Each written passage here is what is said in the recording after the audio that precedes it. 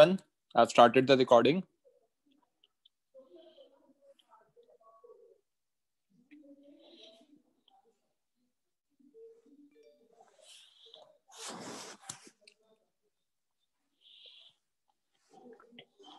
किसी बच्चे को प्रीवियस लेक्चर में कोई डाउट हो?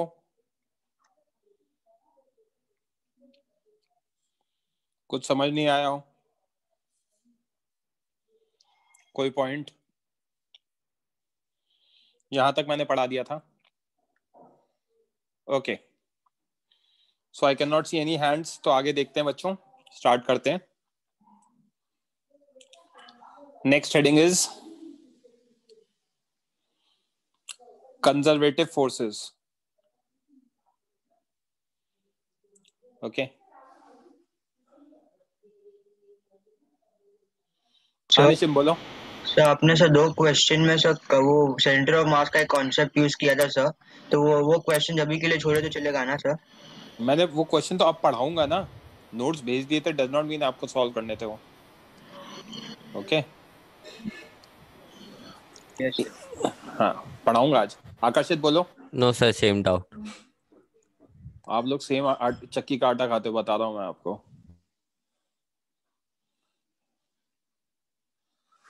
Next heading is conservative forces. Okay, इसको एक्सप्लेन करता हूं. These are the forces whose work done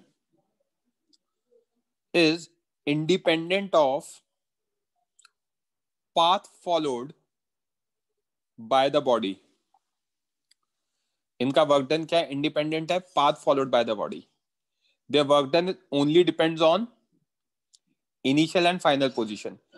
initial position से फाइनल पोजीशन पे कैसे गया, उस पे कोई डिपेंडेंसी नहीं है. ओके, डिपेंडेंसी सिर्फ इस पर है कि इनिशियल पोजीशन क्या है, फाइनल पोजीशन क्या है. ओके, इसको एक्सप्लेन करूंगा और डिटेल में. एग्जाम्पल बता देता हूं. Gravitational forces is an example of conservative force. Spring force is an example of conservative force. Electrostatic force is an example of conservative force. So these are the forces. Okay, raise hand करो निशिम.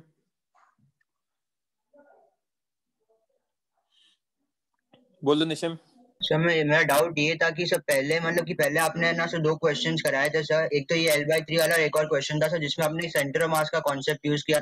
वो पूछ रहा हुआ, वो centre of mass का concept अभी के लिए छोड़ सकते हैं ना सर? वो पूछ रहा था मैं अभी. ये यहाँ मैंने कहा वो सेंटर ऑफ मास पढ़ा रखा है. आज भी आपने जो किया था सर वो थोड़ा डाउट डाइसी था, तो मतलब कि वो छोड़ सकते हैं ना मतलब अभी के लिए? हाँ सर, मैं वो पूछ रहा था सर. माइक ऑफ करो, unmute, lower your hand. Conservative forces के एग्जांपल होते हैं बच्चों gravitational force, spring force, electrostatic force. अब मैं एक्सप्लेन कर देता हूं ये कैसे होते हैं और इसके बारे में और डिटेल में डिग करते हैं. मैंने कहा gravitational force is an example. कैसे? केस 1, पार्टिकल ग्राउंड पर है t=0 पर. It is raised by height h in time t. तो अगर मैं ग्रेविटेशनल फोर्स की बात करूं तो वर्क डन कितना आएगा बच्चों? mgh cos 180, that is minus mgh. cos 180 क्यों आ रहा है? क्योंकि mg नीचे लग रहा है और डिस्प्लेसमेंट ऊपर हो रहा है. ओके, तो माइनस mgh आ गया. अब इसी का केस 2 देख रहा हूं बच्चों. पार्टिकल t=0 पे पॉइंट A पर है, मास m. ये B पॉइंट पे जा रहा है टाइम t में. इंक्लाइन प्लेन की हाइट दे रखी है हमें h. मुझे वर्क डन बाय ग्रेविटी निकालना है. ग्रेविटी नीचे लगेगा mg, दिख रहा है हमें. डिस्प्लेसमेंट हमारा टुवर्ड्स राइट है. एंगल, ये एंगल कितना हो जाएगा? 90 प्लस थीटा हो जाएगा. तो व्हाट आई कैन सी, मेरा mg नीचे लग रहा है, मेरा डिस्प्लेसमेंट यहां हो रहा है. The angle between them is this is 90 plus theta. तो अब मैं वर्क डन बाय अगर mg लिखता हूं तो integration of mg which is a constant force, ds displacement, cos of 90 plus theta. तो माइनस mg साइन थीटा बाहर आ गया इंटीग्रेशन के, क्योंकि कांस्टेंट है. mg भी कांस्टेंट है, साइन थीटा भी कांस्टेंट है. इंटीग्रेशन ऑफ ds आएगा s where S is displacement from A to B. Okay. अब ट्राइंगल की प्रॉपर्टी लगाता हूं तो साइन थीटा होगा परपेंडिकुलर अपॉन हाइपोटेनस, तो perpendicular is h which is s sin theta, तो यहाँ पे वर्क डन में mg आया था मेरा माइनस mgs sin थीटा, तो s sin थीटा को मैंने किससे रिप्लेस कर दिया, h से, तो मेरा कितना आ गया, माइनस mgh आ गया. तो what I can see in both cases mg's work done by mg is same if object is raised by same height h from ground. Same height h के लिए आपका वर्क डन में mg क्या आ रहा है, same आ रहा है दोनों केसेस में, तो it is independent of path followed. Vertically लेकर जाओ या फिर इंक्लाइन पर लेकर जाओ, अगर इनिशियल पोजीशन और फाइनल पोजीशन के बीच में डिस्प्लेसमेंट सेम था तो वर्क डन सेम आ रहा है. तो that is the definition of conservative force की work done by these forces is independent of path followed. Okay, सिर्फ इनिशियल और फाइनल पोजीशन पे डिपेंड करता है. इनको कंजर्वेटिव फोर्सेस क्यों कहते हैं ये भी मैं बताऊंगा. यहां तक किसी को कोई doubt?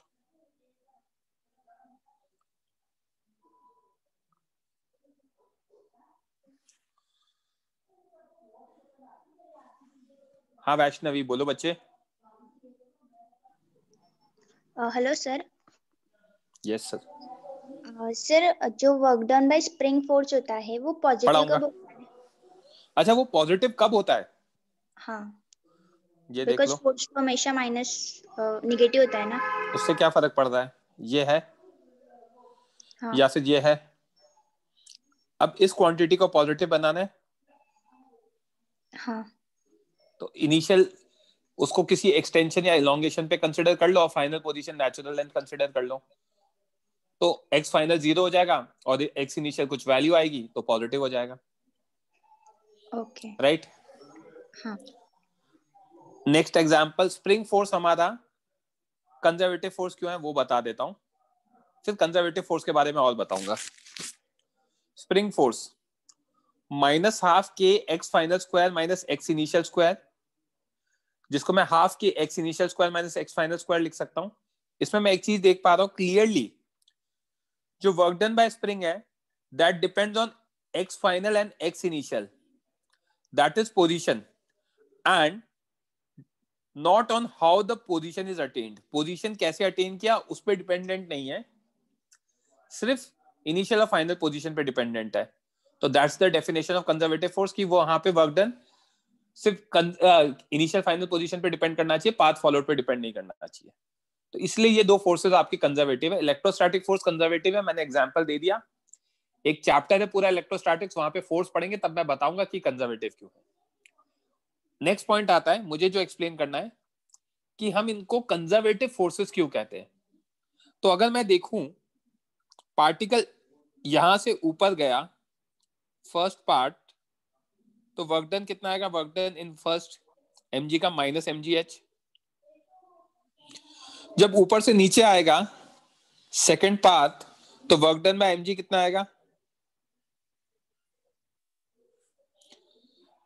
Plus mgh. Work done net, work done 1 plus work done 2, 0 आ गया. तो बेसिकली कंजर्व हो रही है आपकी का वर्क डन की, भाई आपने कुछ किया वापस आए तो वापस सेम यूज हो गया, तो नेट वर्क डन कितना आ गया, 0 हो गया. तो ऐसा कह रहे हैं कि इनका वर्क डन कंजर्व हो रहा है, इसलिए ये फोर्सेस क्या कंजर्वेटिव है. इसको आप स्टोर कर सकते हो. समझ में आई बात? यहां पे किसी को कोई डाउट हो तो पूछ लो बच्चों.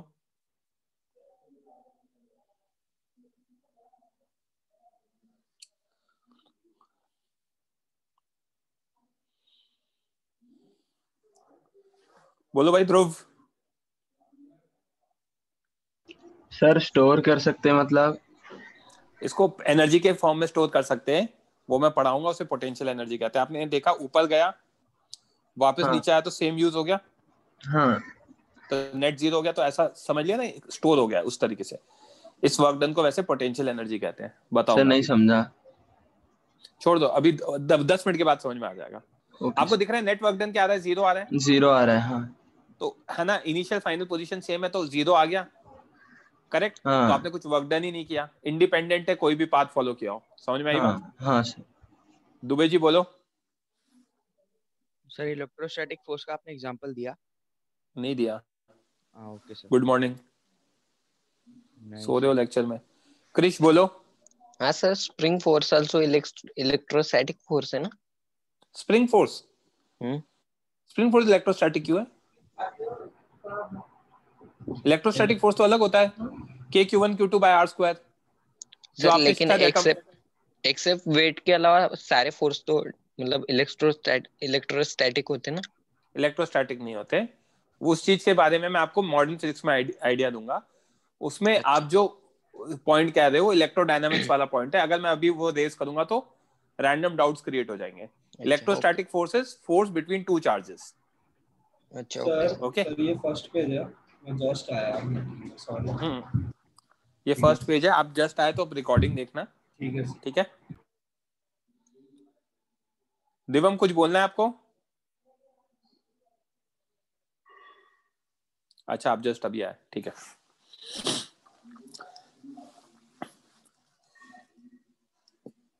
Any resistance force, for example friction, they are non-conservative forces because their work done depends on path followed. Example क्या है? केस 1, पार्टिकल को m मास के पार्टिकल को s से डिस्प्लेस किया ऑन सरफेस जहां पे कोएफिशिएंट ऑफ फ्रिक्शन μ1 है, तो वर्क डन बाय फ्रिक्शन कितना होगा? Minus μ1 mgs। फ्रिक्शन की वैल्यू होगी माइनस μ1 mg और डिस्प्लेसमेंट s है, एंगल 180 डिग्री इसलिए। केस 2 में दूसरा सरफेस कर दूंगा और कोएफिशिएंट μ2 है, तो सेम डिस्प्लेसमेंट के लिए वर्क डन बाय फ्रिक्शन होगा माइनस μ2 mgs। तो डिस्प्लेसमेंट सेम है, फोर्स अलग अलग हो गया। और नहीं तो इसको दूसरा तरीका यह है कि अगर मैं केस 1 को ही उठाकर देखूं और इसको अगर मैं आगे लेकर जा रहा हूं, तो वर्क डन बाय एफ कितना होगा? Minus μ1 mgs। और जब ये रिटर्न जाएगा तो वापस वर्क डन बाय फ्रिक्शन कितना होगा? Minus μ1 mgs। नेगेटिव, दोनों केस में नेगेटिव क्यों? राइट में जब जा रहा है, इधर जा रहा है, तो फ्रिक्शन लेफ्ट में लग रहा है, और जब लेफ्ट में जा रहा है तो फ्रिक्शन राइट में लग रहा है। तो दोनों केस में माइनस म्यू m1gs आ रहा है, तो नेट वर्क डन देखूंगा तो जीरो तो हो ही नहीं रहा, तो सिर्फ पोजीशन पे डिपेंडेंट तो है ही नहीं, क्योंकि घूम के वापस आता तो डिस्प्लेसमेंट तो जीरो हो गया। बट इन फोर्सेस के लिए वर्क डन क्या आया? नेगेटिव आ गया, नेट जीरो नहीं आया। तो ये फोर्सेस क्या है? हमारे नॉन कंजर्वेटिव फोर्सेस है। कोई डाउट किसी को? बोलो आकर्षित। सर जो आपने सेकंड वाले में लिया है work done by F is equal to minus μ2 mgs, वो अलग केस क्या है? उसमें केस अलग क्या है? केस सरफेस अलग है ना, एक ब्लू सरफेस एक रेड सरफेस है, दोनों का म्यू अलग अलग है। सेम डिस्प्लेसमेंट सेम ऑब्जेक्ट के लिए वर्क डन अलग अलग आ गए, राइट? Yes sir. बोलो Aditya. So, but if we plug in the value like displacement is 0, so in the formula of work done, it will come as 0. नहीं, it will not. It will not. Why? आप तो सिर्फ value डाल दो ना। हाँ। Value डालते हो तो वैल्यू कैसे डालते हो आप कौन से फोर्स के लिए डाल दो वो इंपॉर्टेंट है ना। जब मैं वर्क डन लिखता हूं तो integration of F D S होता है, हाँ। एफ एस कॉस थीटा होता है। Yes sir. अब आप जो वैल्यू डाल दो एफ एस कॉस थीटा, उसमें आप कह दो सर मेरा एस जीरो हो गया, करेक्ट? हाँ। अब जब एस जीरो हो गया तो एस जीरो के लिए वो वर्क डन जीरो कौन से फोर्सेस के लिए होता है? केवल और केवल कंजर्वेटिव फोर्सेस के लिए होता है, नॉन कंजर्वेटिव के लिए नहीं हो सकता है वो, क्योंकि नॉन कंजर्वेटिव में वो जो वर्क किया है आपने वो रिलीज हो जाता है एनर्जी के फॉर्म में। जैसे कि आप भागते हो, रनिंग करने गए आप सुबह अपने घर से, आप 2 किलोमीटर रनिंग करके वापस आ गए, तो आपके अंदर क्या सेम एनर्जी होगी? नो। क्यों? क्योंकि आपने जो वर्क डन किया वो एनर्जी के फॉर्म में क्या हो गया? रिलीज हो गया। रिलीज हो गया। ये कौन सी फोर्सेस का वर्क डन है? Non conservative. नॉन कंजर्वेटिव का। तो उनका डिस्प्लेसमेंट ऐसे डायरेक्टली नहीं देखा जाता, एफ डॉट एस आ गया तो आप रिटर्न करा के आ रहे हो तो आपको चेक करना पड़ेगा whether it's a conservative force और नॉन कंजर्वेटिव फोर्स। क्लियर है फंडा? Yes sir, thank you. Welcome. हाँ भाई दुबे जी बोलो। सर मतलब जिस भी फोर्स का वर्क डन नेट जीरो है वो कंजर्वेटिव ऐसा है? हमेशा? हाँ सर, मतलब नहीं वर्क डन नेट जिसका नहीं भी जीरो नहीं, रहेगा। नहीं ना? कंजर्वेटिव ओके फोर्स सर, का नहीं। Okay sir. यहाँ पे एक और एग्जांपल दे रखा है मैंने। ए से ऐसे घूम के गया, बी पर आया, पाथ 1। पाथ 2 ऐसे गया। दोनों केस में work done by friction equal नहीं होगा। ओके तो अगर इक्वल नहीं है, वो मैंने एग्जांपल दे दिया क्योंकि एनर्जी के फॉर्म में रिलीज हो जाता है, इसलिए ये कंजर्वेटिव फोर्सेस नहीं है। ओके अब मैं वो जो स्टोर करने वाली बात कर रहा था वो बताता हूं। That term is potential energy which is denoted by PE और कैपिटल यू। पोटेंशियल एनर्जी सिर्फ और सिर्फ कंजर्वेटिव फोर्सेस के लिए डिफाइन किया जाता है। It is only defined for conservative forces. Potential energy is defined as negative of work done by conservative force. Conservative force ने जितना भी वर्क डन किया उसका negative is potential energy. Basically इसको डिफाइन ही वैसे किया गया है कि जो भी कंजर्वेटिव फोर्स वर्क डन करेगा वो एनर्जी के फॉर्म में स्टोर हो जाएगा। अगर पॉजिटिव वर्क किया तो पॉजिटिव एनर्जी के फॉर्म में स्टोर हो जाएगा, नेगेटिव वर्क किया मतलब वो नेगेटिव एनर्जी के फॉर्म में स्टोर हो जाएगा। नेगेटिव एनर्जी के फॉर्म में स्टोर होने का मतलब क्या है? आपकी बॉडी से एनर्जी ले ली है। इस तरीके से इसको डिफाइन किया गया है। बोलो आदित्य। सर पोटेंशियल एनर्जी हमेशा स्टोर्ड फॉर्म में रहती है ना? वही बता रहा हूँ, सुनो मेरी बात। आपने सुना नहीं, आपने डाउट पहले। Work done by conservative forces, negative work done by conservative forces potential energy, right?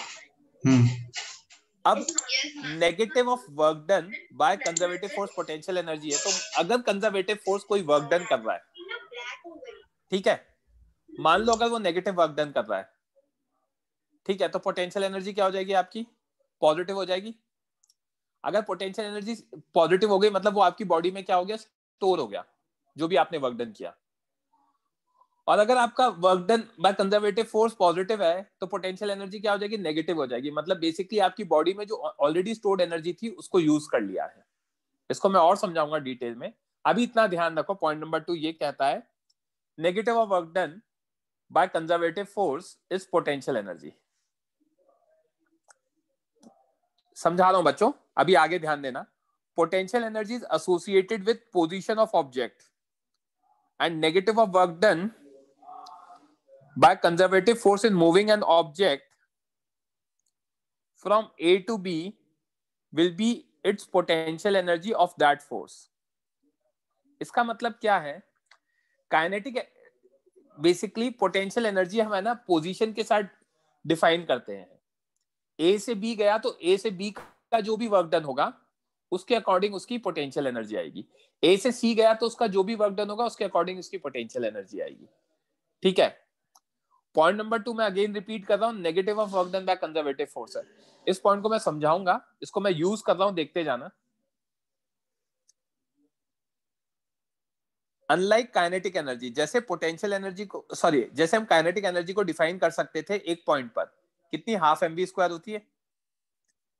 Kinetic energy half mv square, right? Kinetic energy अगर मेरा हाफ mv स्क्वायर है तो मैं किसी भी पॉइंट पर काइनेटिक एनर्जी को डिफाइन कर सकता हूं, half into mass into speed का स्क्वायर। बट काइनेटिक एनर्जी की तरह नहीं, we can't define potential energy, absolute potential energy rather, हम एब्सोल्यूट पोटेंशियल एनर्जी डिफाइन नहीं कर सकते। इसका क्या मतलब है? पोटेंशियल एनर्जी मैंने क्या कहा? Negative of work done, right? अब वर्क डन तो 2 पॉइंट्स के बीच में होता है, ए टू बी। ऐसा थोड़ी होता है वर्क डन एट ए ये हो गया, नहीं। तो वर्क डन हमेशा 2 पॉइंट्स के बीच में होता है। तो अगर वर्क डन 2 पॉइंट्स के बीच में होगा तो पोटेंशियल एनर्जी भी 2 पॉइंट्स के बीच में डिफाइन की जाएगी। We can not define absolute potential energy. तो that's what my point is, unlike kinetic energy, we can't define absolute potential energy. That is, potential energy is always relative to some reference. तो जब भी मैं potential energy बताऊंगा, मैं एक reference point बताऊंगा और उसके रिस्पेक्ट में मेरी पोटेंशियल एनर्जी डिफाइन करूंगा, क्योंकि वर्क डन किसी पॉइंट पे नहीं होता, किसी दो पॉइंट्स के बीच में होता है। तो पोटेंशियल एनर्जी भी किसी दो पॉइंट्स के बीच में होगी, इसीलिए हमें एक कोई ना कोई रेफरेंस बनाना पड़ेगा। इसको मैंने लिख रखा as it is defined as negative of work done and work is done between 2 points, not at a single point. तो क्योंकि वर्क भी 2 पॉइंट्स के बीच में होता है, तो पोटेंशियल एनर्जी भी 2 पॉइंट्स के बीच में ही होगी। तो इसका क्या मतलब है, delta U A B is equal to U B minus U A, that is negative of work done from A to B by conservative force. ठीक है, अब हम हमारी कन्वीनियंस के लिए, for the sake of convenience, we can define या we can take potential energy at starting और reference point as 0, right. और अगर मैंने स्टार्टिंग पॉइंट ए पॉइंट पे मैंने डिफाइन कर दिया 0 है, तो delta U A B that is U B minus U A कितना आ जाएगा, एब्सोल्यूट पोटेंशियल एनर्जी आ जाएगा।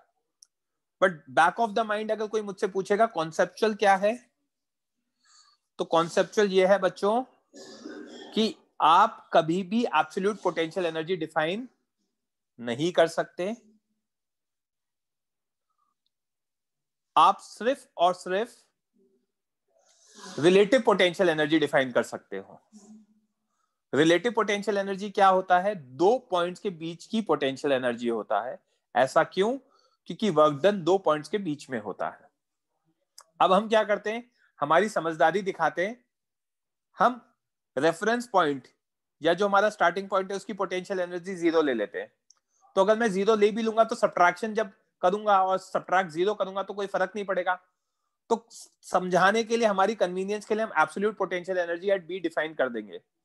बट कोई मुझसे रियल लाइफ में पूछेगा या कोई मुझसे कॉन्सेप्चुअली पूछेगा तो मैं कहूंगा no, you can not define absolute potential energy, but you can define relative potential energy that is between 2 different points, right. ये पॉइंट है। इसमें किसी को डाउट? बोलो ध्रुव। सर यू क्या है? हेलो, यू क्या है? You for umbrella. अरे सर, और क्या है? मैंने यहाँ अच्छा, पढ़ाया था। हाँ सॉरी सर। मजे ले लो यार बैठ के। नहीं सर, देखा नहीं था। हाँ। बोलो भाई Dubey ji. Sir first point, sir non conservative के लिए पोटेंशियल एनर्जी क्यों नहीं डिफाइन हो सकती, वो आप बताएंगे एक बताऊंगा बार? ना, बताऊंगा, वो ओके बताऊंगा। सर। वो एक जो पॉइंट मैंने बोल रखा है वो मैं समझाऊंगा। हम एंड एब्सोल्यूट सर, डिफाइन नहीं कर सकते, ये समझ में आया? हाँ सर वो समझा। एंड सर नॉन कंजर्वेटिव मतलब एग्जैक्टली समझा नहीं सर, मतलब डिस्प्लेसमेंट पे डिपेंड करता है, वो समझा नहीं। मतलब यार, एक तो सर मैं आपको, मैं सीरियसली है ना, मैं इतना इरिटेटिंग आदमी हूं ना, मैं 2 टॉपिक आगे पढ़ा देता हूँ, फिर पीछे कब टॉपिक पूछते हो आप मुझसे। जब मैंने नॉन कंजर्वेटिव बता रहा था, जब मैंने पूछा था आपसे, तब क्यों नहीं पूछते हो आप ये डाउट? अभी आप, आपके अलावा 150 बच्चे और बैठे, फिर वो उनको भी है ना कंफ्यूजन क्रिएट करोगे। मैं यहाँ पोटेंशियल एनर्जी पढ़ा रहा हूँ, आप मुझसे प्रीवियस टॉपिक के डाउट पूछ रहे हो। मुझे प्रॉब्लम नहीं है दुबे जी, आप समझो बात को यार, कि कितनी प्रॉब्लम होती है, बाकी बच्चों को प्रॉब्लम हो सकती है ये। Yes sir, sorry sir. आप उस समय पूछो ना मुझे, मैं 4 बार और बताऊंगा। मैंने आपको क्या बताया, जब आप सुन लो, अब यहाँ पे राइट में जा रहा है, इस एग्जाम्पल की बात कर रहा हूँ। वर्क डन बाय फ्रिक्शन कितना होगा, -μ1 mgs हो रहा है। Yes sir. और जब लेफ्ट में जा रहा है तो भी कितना आ रहा है, -μ1 mgs हो रहा है। Yes sir. तो यहां से घूम के जब वापस यहीं पर ही आ गया, तो वर्क डन नेट कितना आ रहा है, नॉट इक्वल टू 0। हाँ यस सर। ये समझाया था मैंने। ऐसे फोर्सेस को नॉन कंजर्वेटिव फोर्सेस कहते हैं। हाँ यस सर, समझ गया, thank you sir.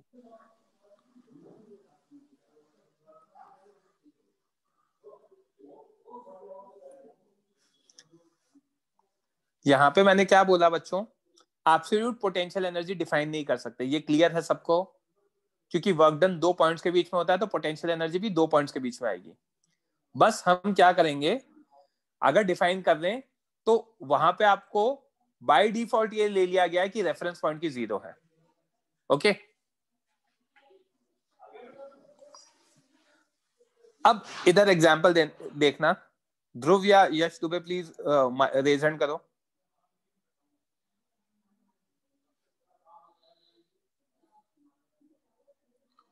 Mic on करो दोनों बच्चों। Hello sir. Yes sir. जो मैं बोल रहा हूँ उसका जवाब देते जाना, जिसका भी नाम कॉल आउट करूं। Yes sir. ये पॉइंट ए है, मास है, मैं यहाँ पर यहाँ गया, मास है, हाइट h, ऊपर गया, ये प्रोसेस 1 है।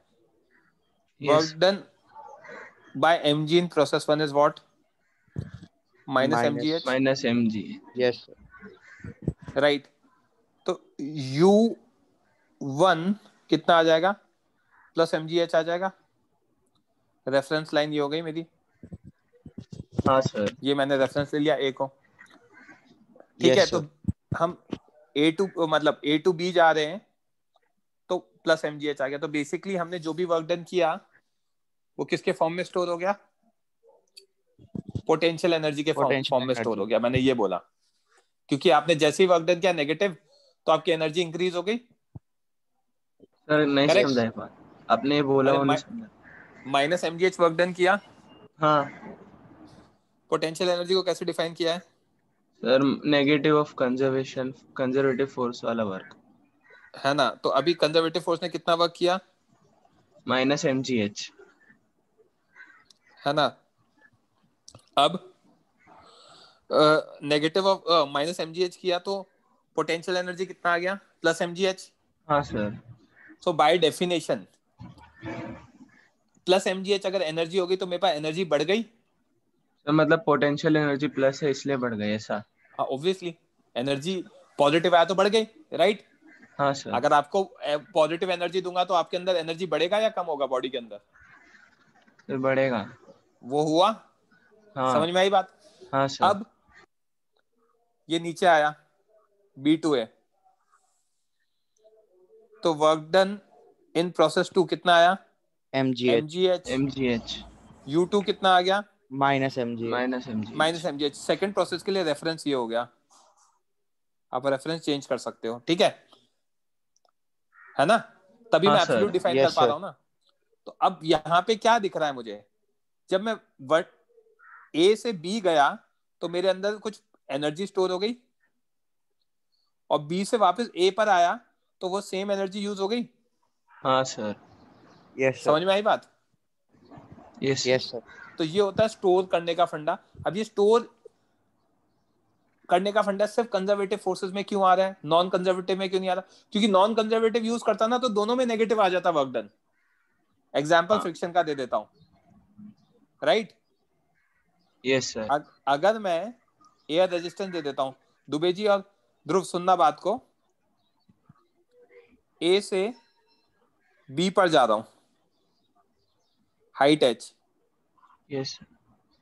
अब अगर ऐसे जाओगे प्रोसेस 1, एयर रेजिस्टेंस किधर लगेगा? नीचे। एफ रेजिस्टेंस नीचे लगेगा। नीचे। तो वर्क डन में एफ रेजिस्टेंस कितना आएगा? नेगेटिव। यस। जब ऊपर से नीचे आओगे तो एफ रेजिस्टेंस किधर लगेगा? ऊपर। ऊपर। तो ये 1 के लिए हो गया। Work done by F resistance 2 के लिए कितना आ गया? ये भी नेगेटिव आ गया। तो ये तो हमेशा निकल ही रहा है। समझ में आ रही है बात? Yes sir.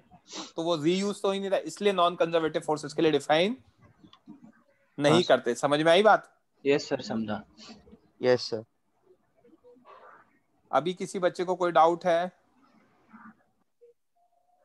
Lower your hands guys.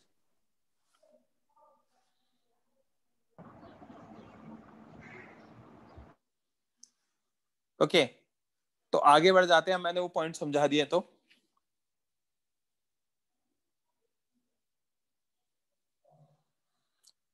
A to B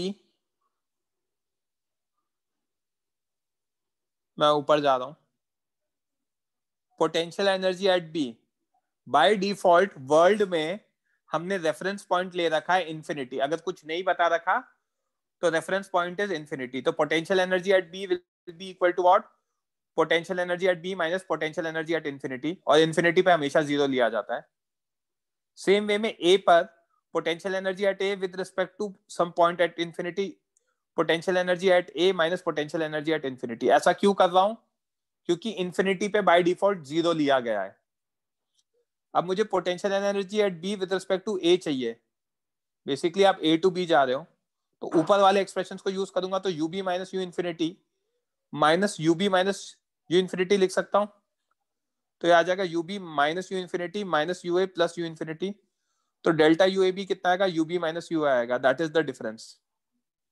okay, तो आप क्या करते हो, ए से बी के बीच का डिफरेंस निकालते हो, राइट। अब अगर आप कन्वीनियंस के लिए ए को जीरो ले लोगे तो ए से बी का जो भी डिफरेंस है वो बी पे एनर्जी हो जाएगी। If you take this as reference तो this implies U A zero हो जाएगा, यू ए जीरो है तो this implies U B minus U A will be equal to what, U B minus zero, that is nothing but U B. तो हम ऐसे हमारे convenience के लिए रेफरेंस डिफाइन कर देंगे, तो रेफरेंस की पोटेंशियल एनर्जी जीरो हो जाएगी, और फिर आप एब्सोल्यूट बता सकते हो, बट एक्चुअली रियल में अगर कोई पूछेगा तो एब्सोल्यूट नहीं बता सकते हो, ठीक है। और बाय डिफॉल्ट वर्ल्ड का रेफरेंस पॉइंट कौन सा लिया गया है, इनफाइनाइट वाला लिया गया है, तो इन्फिनिटी पे बाय डिफॉल्ट जीरो होती है। That's how it is defined. किसी बच्चे को कोई डाउट? मैं लास्ट जो रेड में लिख रखा है उसको हाईलाइट करके बता रहा हूं क्या लिखा हुआ है। Sorry, for convenience we can take reference point as A and potential energy at reference is zero. This implies UAB, which will be equal to UB minus UA will be equal to UB minus zero equal to UB. तो आप बचपन से जो MGH पढ़ रहे थे वो actual नहीं थी, वो रेफरेंस के रिस्पेक्ट में थी। रेफरेंस मतलब कोई भी आपने ए पॉइंट को रेफरेंस बता दिया कि हमारा रेफरेंस लाइन ये है। मैं क्वेश्चन में जब भी पोटेंशियल एनर्जी डिफाइन करूंगा तो मैं आपको कहूंगा कि आप रेफरेंस लाइन डिफाइन करो, तो अगर आपने रेफरेंस लाइन ले लिया तो इसकी पोटेंशियल एनर्जी जीरो हो जाएगी। जैसे कि स्प्रिंग के केस में reference line by default natural length लिया जाता है, ओके, तो उस तरीके से कहा जाता है। यहां तक किसी को कोई डाउट?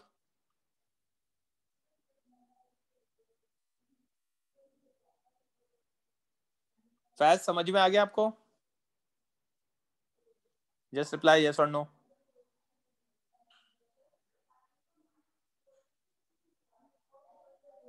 रेफरेंस लाइन क्यों लेते हैं? रेज हैंड करो अगर आप माइक ऑन कर सकते हो तो।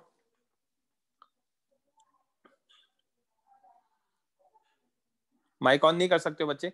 रेफरेंस लाइन इसलिए लेते हैं क्योंकि हमें प्रॉब्लम है, हम चाहते हैं कि एब्सोल्यूट डिफाइन करें, जबकि एब्सोल्यूट डिफाइन नहीं किया जाता, तो हम कन्वीनियंस के लिए, क्योंकि बार बार चेंज लिखना पड़ रहा है, तो चेंज की वैल्यू उतनी आ रही है जितनी एब्सोल्यूट की आ रही है अगर हम रेफरेंस को जीरो ले लेते हो। तो हमारी कन्वीनियंस के लिए हमने रेफरेंस लाइन को पे जीरो ले लिया ताकि हम एब्सोल्यूट डिफाइन कर सके, इसलिए। अभी समझा क्या? ओके, ग्रेविटेशनल पोटेंशियल एनर्जी के टर्म्स में समझा रहा हूं। ग्रेविटेशनल पोटेंशियल एनर्जी ये बी पॉइंट पे पहुंचा H height with respect to A, तो हम बचपन से क्या कहते थे, potential energy at B is mgh। ये मैं बचपन से कह रहा था, इसकी बैकग्राउंड स्टोरी बता रहा हूं अब। 1 second, Juhi can you switch on your mike? Sir delta UAB UB minus UA, but now because of infinity it is UA minus UB. I am getting confused now. Cause of infinity, infinity मतलब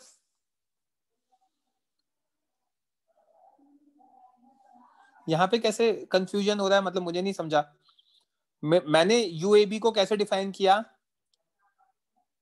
ये B मेरा final point है, ये मेरा A initial point है, तो UB minus UA define किया, okay.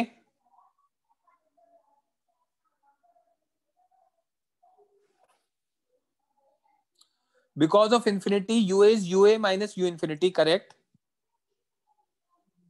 And this is UB minus U infinity, correct? Okay. अब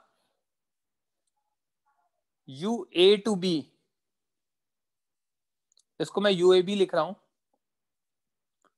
ये UB माइनस UA होगी, राइट?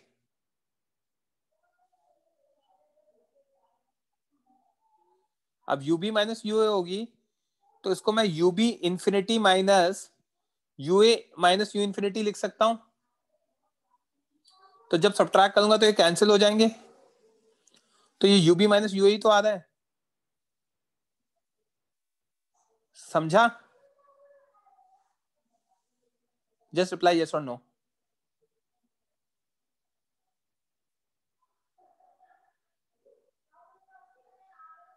यार देखो, सब लोग अपना अपना कन्वेंशन यूज करते हैं, मैं आपको बता देता हूं मैं क्या कन्वेंशन यूज कर रहा हूं, अगर वहां पे आपको डाउट आ रहा है तो। मैं जब भी ये लिखता हूं UAB, तो मेरे लिए इनिशियल पॉइंट ये होगा, मेरे फाइनल पॉइंट ये होगा। इसका मतलब है हम जा रहे हैं A to B, तो मेरे लिए delta UAB UB minus UA ही होगा। This is what I am going to use through, final minus initial. Okay, समझा? फाइन।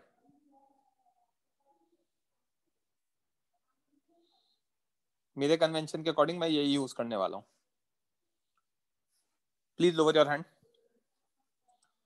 फाइन। अब मैं इसकी बैकग्राउंड स्टोरी बता रहा था बच्चों कि MGH है। बैकग्राउंड स्टोरी कैसे आई?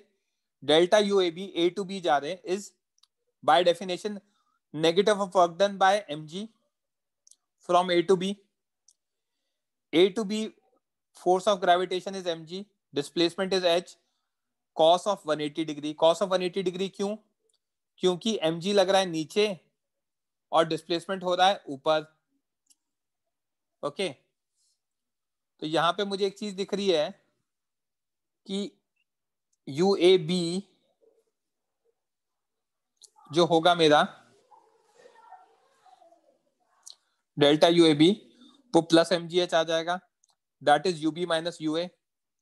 सो अननोइंगली, बिना सोचे समझे हमने एक काम कर दिया। We have taken A point as reference and potential energy at reference point is equal to what? 0। तो जब हम MGH लेते ना, तो हमने दिमाग नहीं लगाया और बिना दिमाग लगाए एक काम कर दिया कि रेफरेंस पे हमने 0 ले ली। समझ में आई बात? जबकि वो चेंज आया MGH, जब चेंज MGH आया और रेफरेंस को 0 ले लिया तो एब्सोल्यूट भी MGH ही हो गई। अगर रेफरेंस 0 नहीं होता तो एब्सोल्यूट MGH नहीं होती, कुछ और होती। यहां तक किसी को कोई डाउट?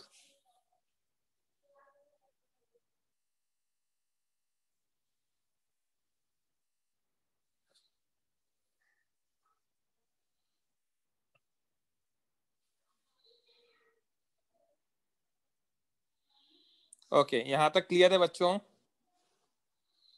तो आगे देखते हैं।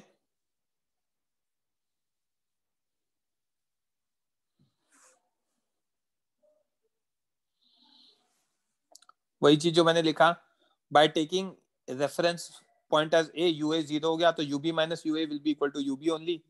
That's why we write UB is equals to UAB which is equals to UB minus UA equals to MGH। जो मैंने बोला था बस वो एक्सप्रेशन के टर्म्स में लिख के बता दिया है। ओके, आगे देख रहे हैं। ग्रेविटेशनल पोटेंशियल एनर्जी, हर कंजर्वेटिव फोर्स का अलग पोटेंशियल एनर्जी होगा, तो ग्रेविटेशनल पोटेंशियल एनर्जी के एग्जांपल से ही समझा रहा था, उसको बस एक्सप्लिसिटली एक और बार लिख दिया है। Negative of work done by mg in taking particle from initial to final point, ये ग्रेविटेशनल पोटेंशियल एनर्जी होगा। Potential energy of spring, delta U spring कितना होगा? Again negative of work done by spring, तो minus half K X final square minus X initial square होता है, तो दोनों minus मिलकर पॉजिटिव हो जाएंगे, तो डेल्टा यू स्प्रिंग क्या हो जाएगा?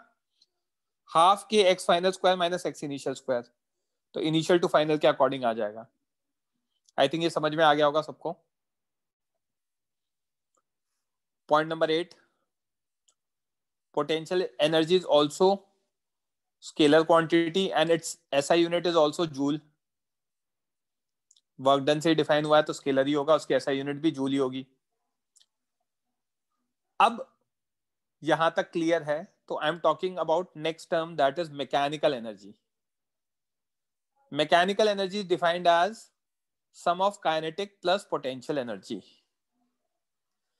Kinetic energy plus potential energy को हम मैकेनिकल एनर्जी डिफाइन करते हैं.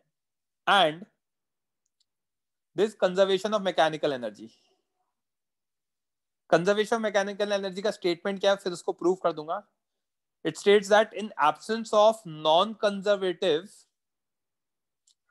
एंड अदर फोर्सेस और नॉन कंजर्वेटिव फोर्सेस की एब्सेंस में टोटल मैकेनिकल एनर्जी क्या रहता है, कंजर्व रहता है.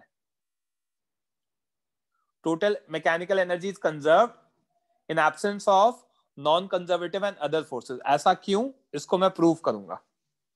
बोलो ध्रुव. सर आप प्रूव कर दोगे तो समझ जाएगा, वही डाउट था. वही लिखा है, बताया ना मैंने, बता. हाँ सर.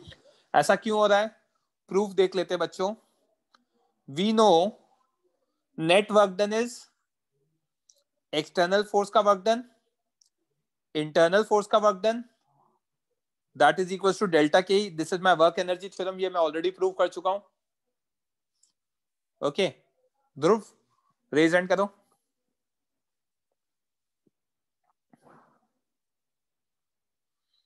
माइक ऑन करो ध्रुव. Hello sir.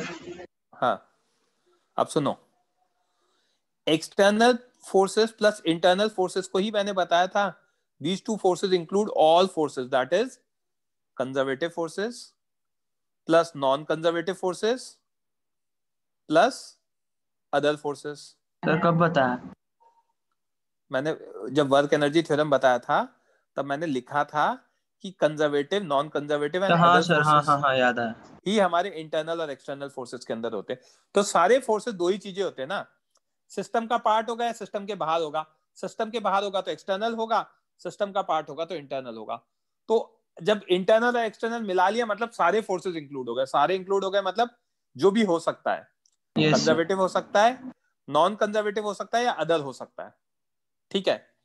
तो अब work done by external plus work done by internal क्या लिख सकता हूं, work done by conservative plus work done by non conservative plus work done by other, that is equal to delta K. ये मेरी work energy theorem हो गई. हाँ sir. संकेत बोलो. सर अदर फोर्सेस मतलब क्या?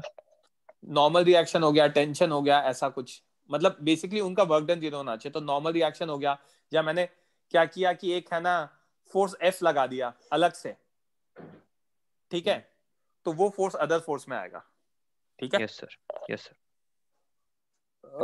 संकेत के बाद next is Vaishnavi. Yes Vaishnavi, बोलो बच्चे. सर इंटरनल फोर्स क्या होते हैं? जो सिस्टम का पार्ट होता है. मतलब जैसे कि अगर दो ऑब्जेक्ट ले लूं आपस में कनेक्टेड है. हाँ, तो नॉर्मल फोर्स आएगा क्या? तो अगर ये A से जा रहा है तो ये भी A से जाएगा. तो हाँ. यहाँ पे जो टेंशन लग रहा है वो इंटरनल हो गया क्योंकि वो सिस्टम का पार्ट है. बट वो तो कैंसिल हो जाते, फिर भी उनको ऐड करते हैं क्या? अरे इंटरनल तो है ना. नेट इंटरनल फोर्स जीरो हो गया, which is okay. But tension इस केस में क्या है, इंटरनल फोर्स है, because it is part of system. अगर mg देखेंगे तो mg कौन लगाएगा वैष्णवी? अर्थ लगाता है. आप लोगों को, आप शायद आई थिंक भुसावल या जलगांव सेंटर से हो, राइट? हाँ. आप लोगों को लॉज ऑफ मोशन मैंने नहीं पढ़ाया था, तब मैंने क्लियरली बताया था कि gravitational forces because of earth लगाता है. तो अर्थ अगर मेरे सिस्टम का पार्ट नहीं है तो वो मेरे लिए क्या बन गया, एक्सटर्नल फोर्स बन गया. अगर अर्थ को मैंने सिस्टम का पार्ट बना दिया तो ग्रेविटेशनल फोर्स भी क्या बन जाएगा मेरा, इंटरनल बन जाएगा, राइट? तो इंटरनल एक्सटर्नल हमारे ऊपर होता है कि हम सिस्टम क्या डिफाइन कर रहे हैं. Okay okay fine. आकर्षित बोलो. सर जैसे अभी आपने टेंशन वाला इंटरनल फोर्स लगाया, फ्रिक्शन में भी दो ब्लॉक्स की में इंटरनल फोर्स होता है, तो सर अगर वो दोनों ब्लॉक्स को सिस्टम लिया तो friction is internal.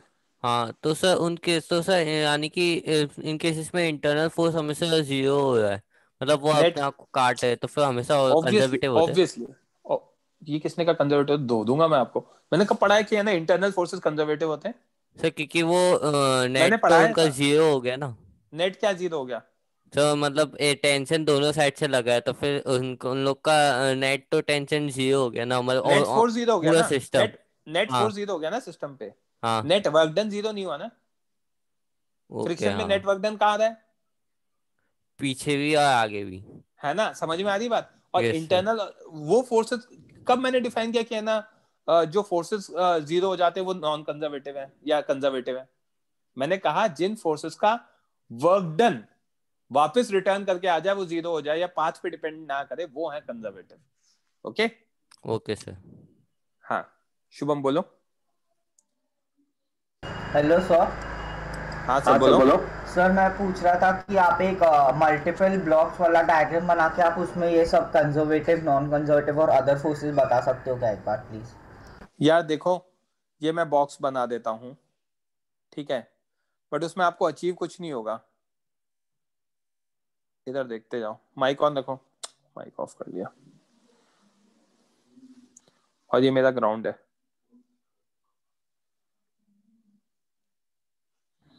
Okay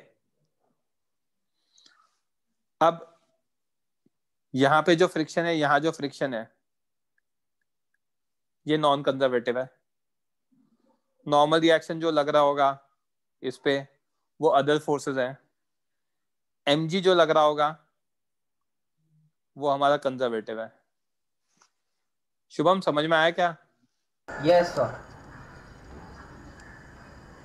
thank you. हाँ वेलकम। ध्रुव। Yes sir. हाँ कंटिन्यू करते हैं। External plus internal is equal to conservative plus non conservative plus other, that is equal to delta K. ये मेरा कौन सा स्टेटमेंट हो गया? वर्क एनर्जी थ्योरम हो गया। हाँ सर। अब इस वर्क एनर्जी थ्योरम को देख रहे हैं। मैंने डिफाइन किया delta U is negative of conservative work done by conservative force. हाँ सर।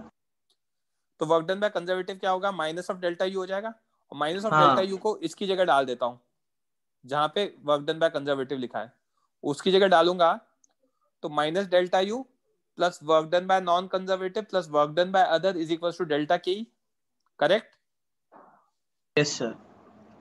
तो डेल्टा यू को राइट साइड में ले गया तो पॉजिटिव हो जाएगा, लेफ्ट में बचेगा work done by non conservative plus work done by other, that is equal to हाँ what? Delta K plus delta U. Correct? Yes sir. Now in absence of non conservative force, अगर non conservative force नहीं लग रहा and other force, या फिर अगर उनमें से किसी का वर्क डन क्या हो रहा है? 0 हो रहा है।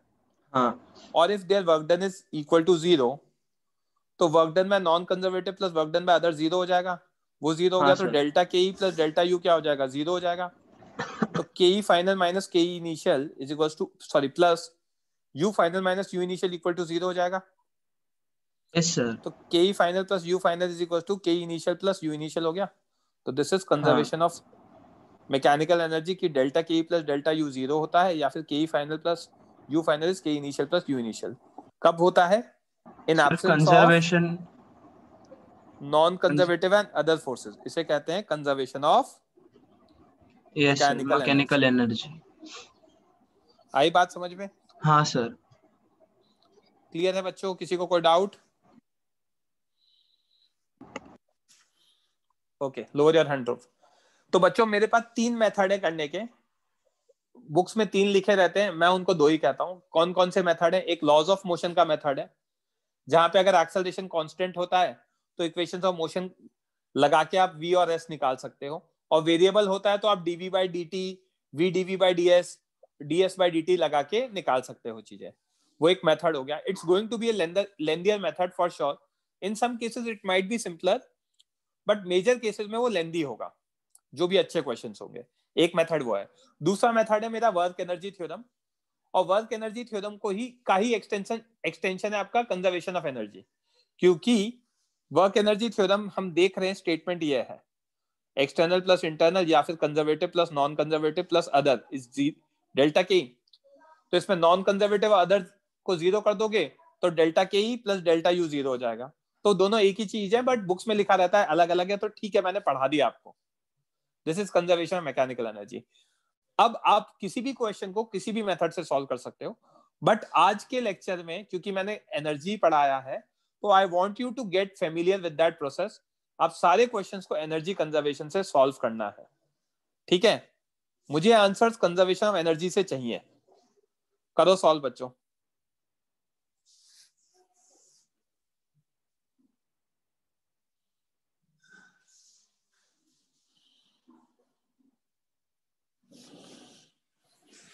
बोलो राज।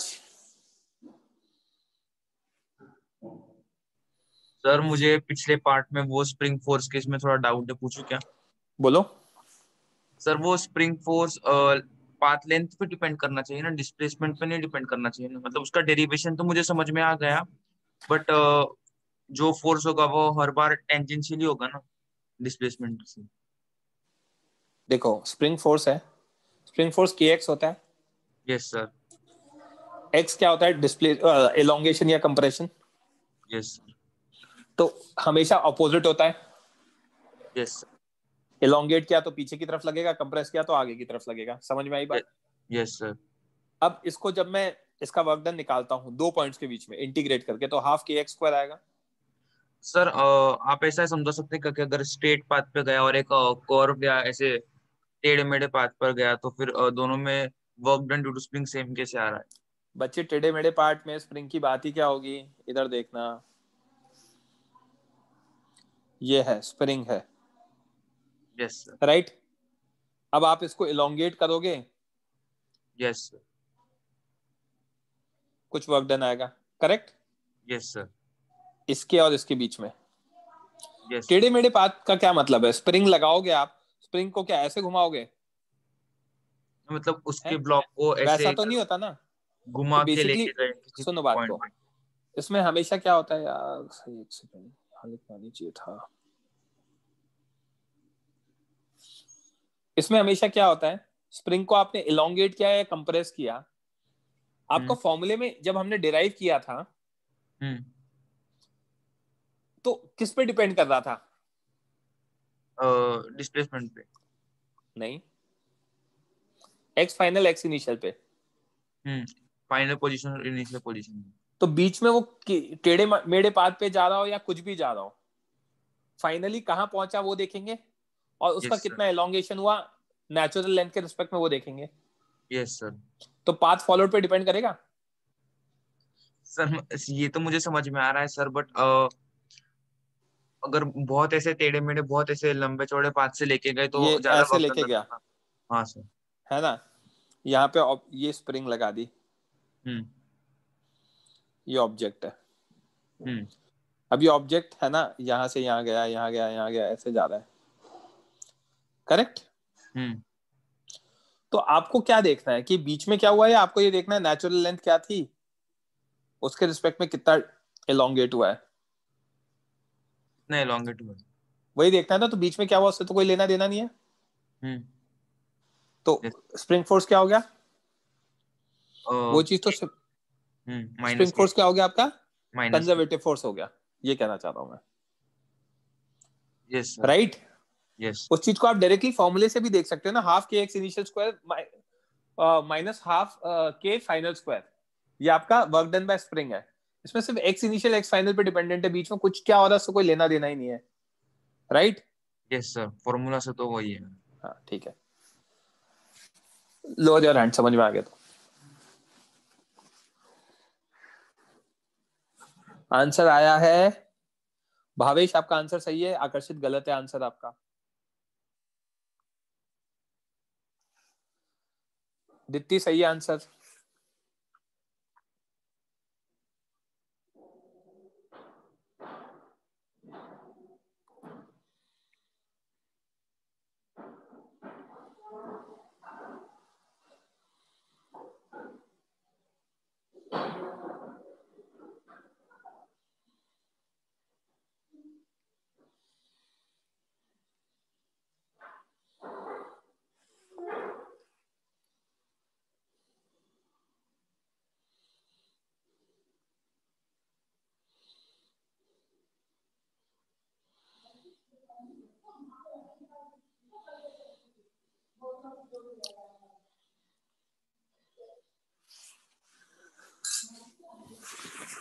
MGL is incorrect.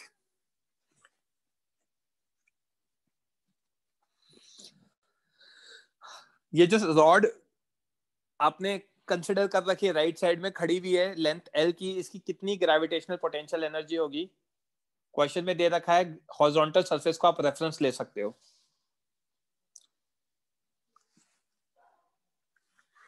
ये क्वेश्चन है। लास्ट 1 मिनट फिर डिस्कशन करते हैं।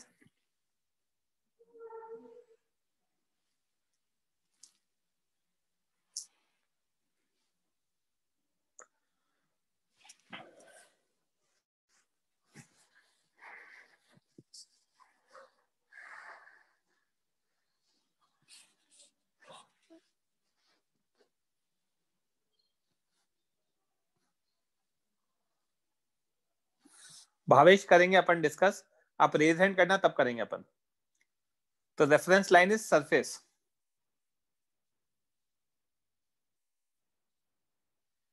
आज के क्वेश्चन में आपको दिखेगा। चलो मैंने इनफ टाइम दिया, रेज हैंड करो कौन करेगा डिस्कस जिसका आंसर नहीं आया हो। आप ब्रह्मा विष्णु महेश आप तीनों नहीं। हाँ हेमंत माइक ऑन करो।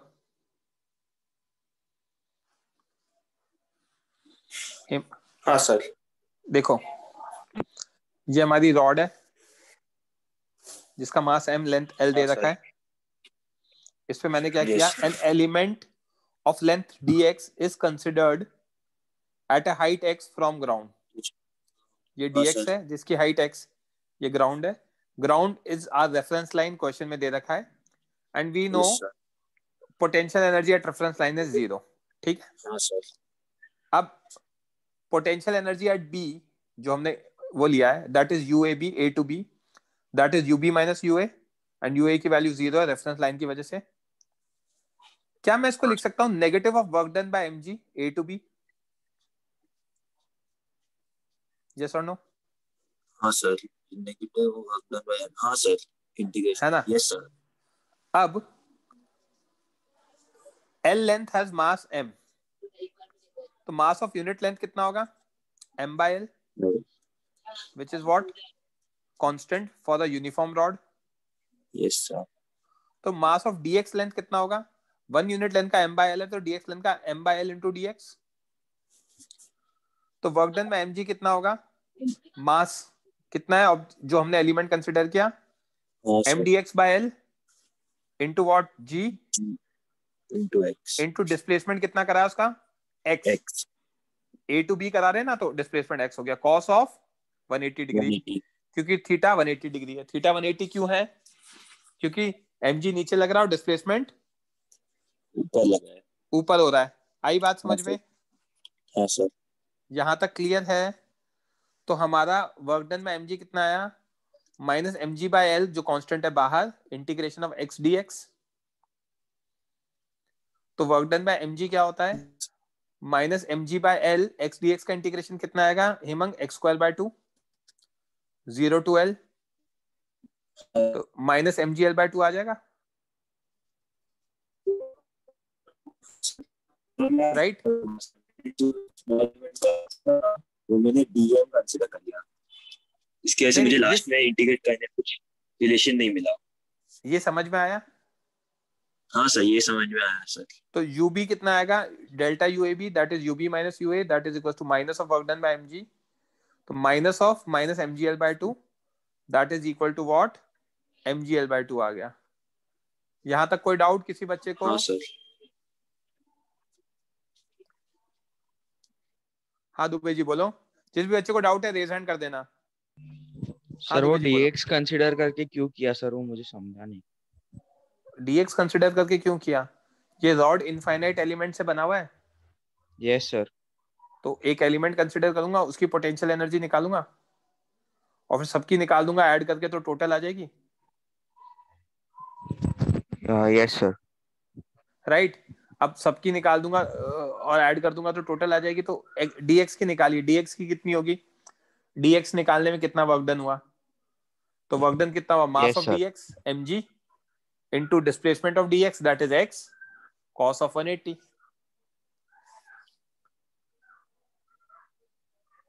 रिप्लाई करो। Yes sir. हाँ तो लोअर योर हैंड, समझ में आ गया तो। सर लेकिन सिर्फ dx का निकाला है ना। और फिर इंटीग्रेट करके क्या अचार डाला उसका? इंटीग्रेट करने का क्या मतलब है? हाँ हाँ आपको तो सर मैंने ही समझ पढ़ा है गया, कैलकुलस, एडिशन होता है समझ ना गया उसका सर, मतलब। समझ गया। हाँ सर समझ गया। क्या यार, थोड़ा तो पढ़ के बैठा करो प्लीज। फैज प्लीज यार, आप माइक ऑन नहीं कर सकते हो क्या सर? मुझे वो नहीं समझा कि UB is equal to negative of, अरे यार पोटेंशियल एनर्जी डिफाइन किया है ना, negative of work done by conservative force. तो ग्रेविटेशनल पोटेंशियल एनर्जी डिफाइन करना है तो negative of work done by gravitational force. आया क्या समझ में? यस और नो, नो भी कहोगे तो भी चलेगा, मैं अच्छा समझ में आ गया नहीं? हाँ समझ गया तो please lower your hand. Alternate method देख लो बच्चों, ये हम पढ़ेंगे आगे सेंटर ऑफ मास पढ़ने के बाद। बट मैं आज आपको एक चीज बता रहा हूं जो सुन लेना अच्छे से। किसी भी यूनिफॉर्म ऑब्जेक्ट के लिए उसका सेंटर ऑफ मास सेंटर पर होता है। तो क्योंकि हमारी रॉड यूनिफॉर्म दे रखी है, तो अगर रॉड हमारी यूनिफॉर्म है तो उसका जो मास m है वो कहां पे रखेंगे हम? सेंटर पे रखेंगे। सेंटर मतलब L/2 लेंथ पर। तो अगर L/2 लेंथ पे रखूंगा तो क्या होगा बच्चों? Now as height with respect to ground is L/2, तो मास m को का जो फोर्स होगा वो mg हो जाएगा। L/2 हाइट पे रखा है, मतलब कहां से? ग्राउंड से कितना डिस्प्लेस करा? L/2 cos ऑफ 180, तो माइनस mg/2 आएगा, तो delta you negative of work done होता है तो प्लस mg/2 आ जाएगा। तो ये चीज तभी निकाल सकते हो आप जब आपको सेंटर ऑफ मास पता है। तो बेसिकली आपने क्या किया, सेंटर ऑफ मास को यहां पे रख दिया, सॉरी मास को सेंटर ऑफ मास पे रख दिया और वहां तक ले जाने का कितना वर्क डन है वो किया है। तो यहां पे m को ग्राउंड से ऊपर ले जाने में कितना वर्क डन, डिस्प्लेसमेंट कितना होगा? L/2 होगा। और पूरे के पूरे मास को लेकर जा रहा हूं, तो पूरे के पूरे मास को L/2 लेकर जा रहा हूं, तो mg into L/2 cos 180 because of angle, तो यहां से आ जाएगा mg/2। किसी को कोई डाउट? अब ये तो सिर्फ यूनिफॉर्म ऑब्जेक्ट्स के लिए ना कि उसके सेंटर पे होगा, बाकियों के लिए हम सीखेंगे। That chapter is centre of mass and collision. बोलो हरि रजन। सर इरेगुलर शेप वाले ऑब्जेक्ट्स के लिए सेंटर ऑफ मास हम निकाल नहीं पाएंगे ना? पढ़ेंगे ना उसके लिए चैप्टर, बोला तो सही, आपने सुना नहीं? कहा कि चैप्टर है, हम करेंगे सॉल्व, तो तभी कर पाओगे आप। ठीक है? हाँ सर। बोलो यश। यश। हाँ सर mgl रॉन्ग क्यों हो रहा था? कर ले रहे थे ना पॉइंट। mgl सही क्यों हो रहा है ये बताओ मुझे। mgl तो रॉन्ग है ना, मतलब mgl। हाँ mgl तो गलत ही है। हाँ सर ठीक है, लेकिन ठीक है। वो रॉन्ग क्यों है? क्योंकि वो, हाँ सर, वो सही क्यों होगा आपके अकॉर्डिंग? क्या पूरे मास को L लेंथ पे डिस्प्लेस किया है क्या? ब्रेक हो गया। आवाज आ रही है क्या बच्चे? Am I audible to you? बच्चों मेरा वॉइस लैग कर रहा है क्या? मेरे यहाँ एक्चुअली इलेक्ट्रिसिटी चली गई है। Am I audible to you guys? ये यस सर, सब यस कह रहे हैं। दुबे जी आपके यहाँ दिक्कत है ये? हाँ अभी आया, अभी नहीं सर, अभी आया। हाँ बोलो। हाँ सर अभी आपने वो क्या बोला, आपको रिपीट कर देंगे वो डिस्प्लेसमेंट वाला। आपने mgl तो इसलिए कहा ना कि m को आपने L लेंथ से डिस्प्लेस किया, m को थोड़ी किया है। पूरा मास, पूरी रॉड का मास m है, तो हाँ कुछ सर। मास नीचे होगा, कुछ यहाँ होगा, कुछ यहाँ होगा, कुछ यहाँ होगा, ऐसा थोड़ी तो कि इसके पूरा लिए mass centre m। Of mass पे लिया ना? हाँ, और नहीं तो जो पहला वाला मेथड हाँ, बताया okay that sir, is more important. वो भी सेंटर समझा। ऑफ मास यस तो सर। आपको हाँ आता ही नहीं है। ठीक है? हाँ सर वो नहीं आता बराबर। बोलो शुभम। सर मेरा मुझे फर्स्ट जो मेथड 1 था सर वो तो हार्डली कुछ समझा, पर सर मेरा जो आपने अभी ऑल्टरनेट मेथड समझाओगे? आप ये समझो कि मेथड 1 के बिना तो काम ही नहीं होगा। सर पर ये जो आप ऑल्टरनेट मेथड दिखाया सर, मेरा अप्रोच भी वैसा ही कुछ सर, आंसर आप समझ ही रहे हो। आपको सेंटर मास मैंने बता दिया रॉड के लिए, चेन के लिए। यस आपको सर, बाकी ऑब्जेक्ट्स का थोड़ी पता है। हाँ वो है। तो फिर क्या करोगे? हाँ यस सर, करेक्ट। तो मेथड 1 करना पड़ेगा ना। Yes sir. तो मेथड 1 डिफिकल्ट नहीं है, बस दिमाग लगेगा उसमें कि एक एलिमेंट लिया, उसका वर्क डन कर लिया और फिर उस एलिमेंट के वर्क डन को इंटीग्रेट करा दिया तो पूरा वर्क डन आ गया। हाँ सर, लाइक जो आधा, हाँ ओके ओके समझा sir. Right. Thank you sir. अरे उस बच्चे का एको होता है, वो शायद 2 डिवाइस से कनेक्ट होता है इसलिए। तो ठीक है, आई नो कि वो एको हो रहा है, बट समझाने के जरूरी था। यश सोमानी कुछ बोलना है बीच में आपको? Okay, नहीं सर, वो हो गया doubt. Okay, next question solve करो। लॉज ऑफ मोशन से सॉल्व नहीं करना है, इक्वेशन ऑफ मोशंस लगा के सॉल्व नहीं करना है, आपको कंजर्वेशन ऑफ एनर्जी लगाना है।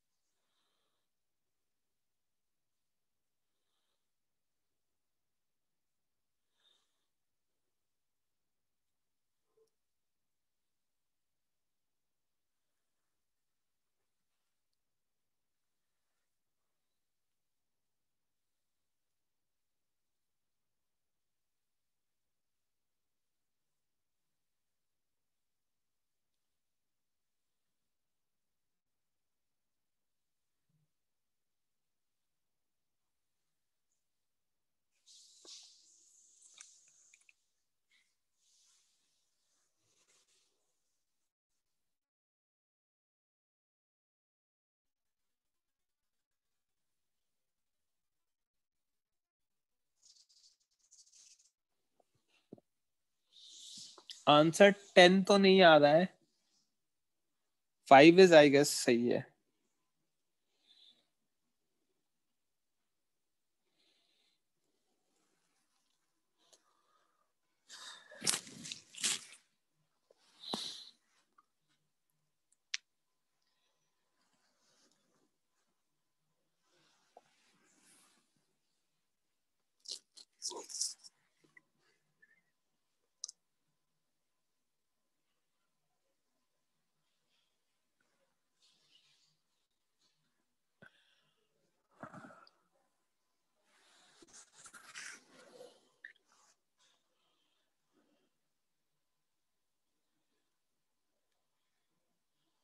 टेन गलत है बच्चों, आकर्षित, यश दुबे दोनों गलत हैं।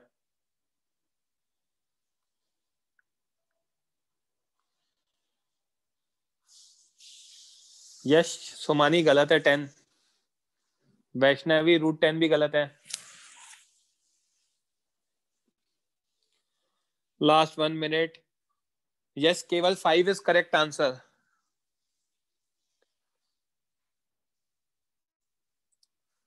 Five is the correct answer. 5 metre नहीं है, 5 मीटर पर सेकंड है।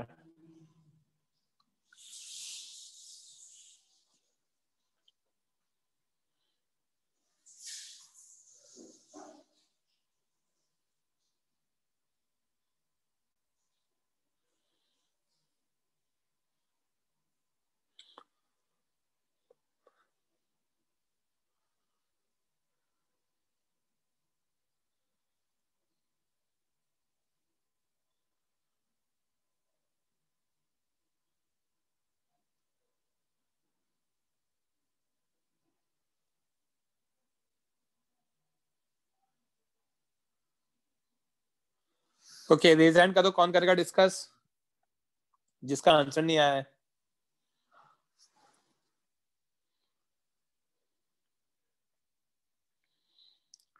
राज पाटिल, माइक ऑन करो। Yes sir. ये हमारा पुली है, 5 kg object, yes 3 sir. kg object, yes it is sir. 5 metre above ground, yes sir. Right. मुझे कंजर्वेशन ऑफ एनर्जी से सॉल्व करना है, तो मैंने रेफरेंस लाइन ग्राउंड को ले लिया, ठीक है। Yes sir. Work done by tension on system will be equal to 0। Virtual work method बताया था, सिस्टम हाँ। पे टेंशन का वर्क डन हमेशा ही 0 होता है। Yes sir. ओके, तो सिर्फ और सिर्फ कौन सा फोर्स बचा? ग्रेविटेशनल फोर्स बचा। Tension and gravitational force, there are only 2 forces. Tension का वर्क डन तो 0 हो गया, तो सिर्फ और सिर्फ ग्रेविटेशनल फोर्स वर्क डन करेगा, जो कि कंजर्वेटिव है। तो अगर कंजर्वेटिव है तो we can apply conservation of mechanical energy. यहां तक किसी बच्चे को कोई डाउट? रेज हैंड कर देना।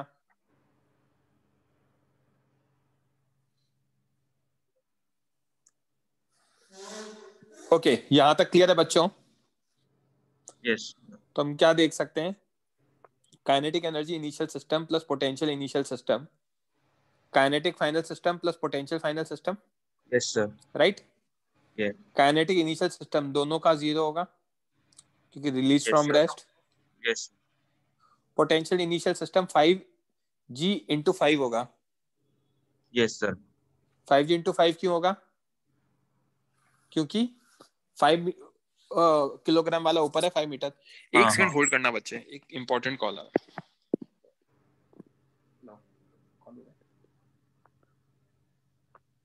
ओके, तो ये गार्ड को दे जाइए ना भैया।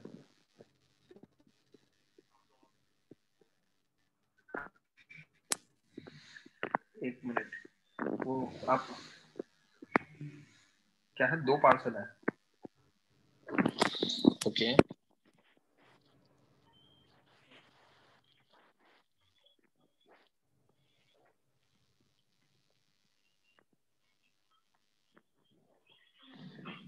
गार्ड से बात करा दीजिए।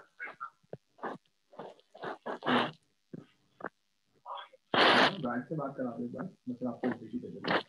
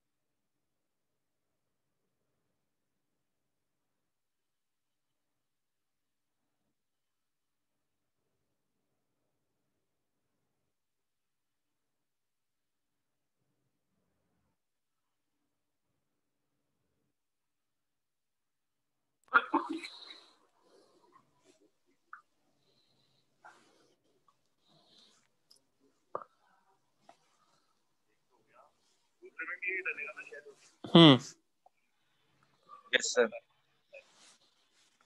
हाँ राज, तो यहाँ पे कंजर्वेशन मैकेनिकल एनर्जी लगाएंगे। हाँ सर। जब फाइनल एनर्जी देखूंगा तो दोनों में वेलोसिटी सेम ही होगा, स्ट्रिंग कंस्ट्रेंट से। Yes sir.